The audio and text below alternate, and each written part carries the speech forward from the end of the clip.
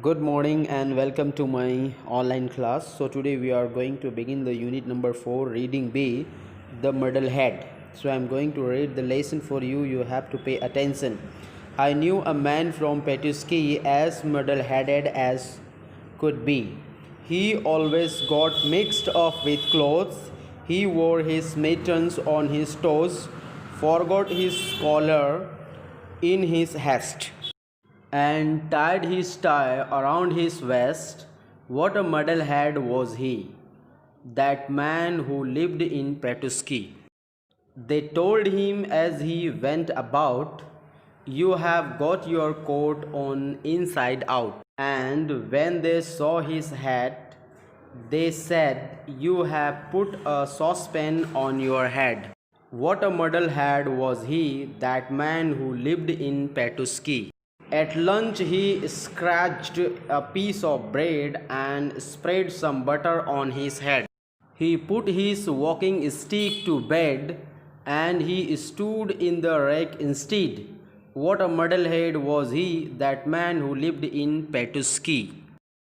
He walked up to a tree one day and climbed in very sprightly.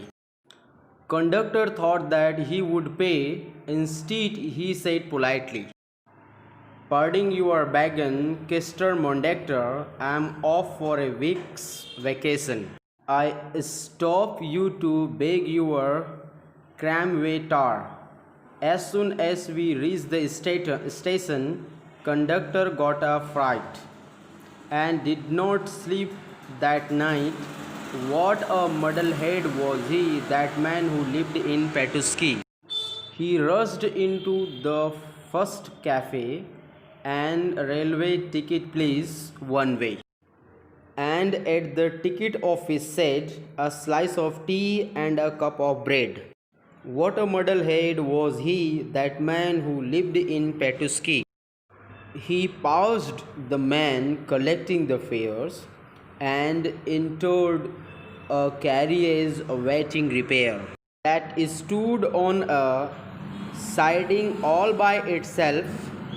Half of his luggage he put on a shelf, the rest on the floor, his coat on his lap, and settled himself for a bit of nap.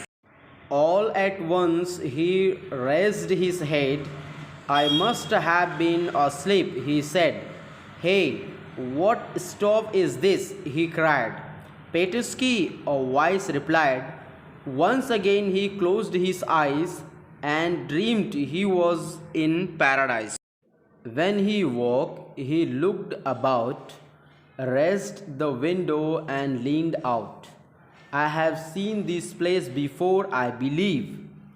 Is it Kharkov or is it Q? Tell me where I am," he cried.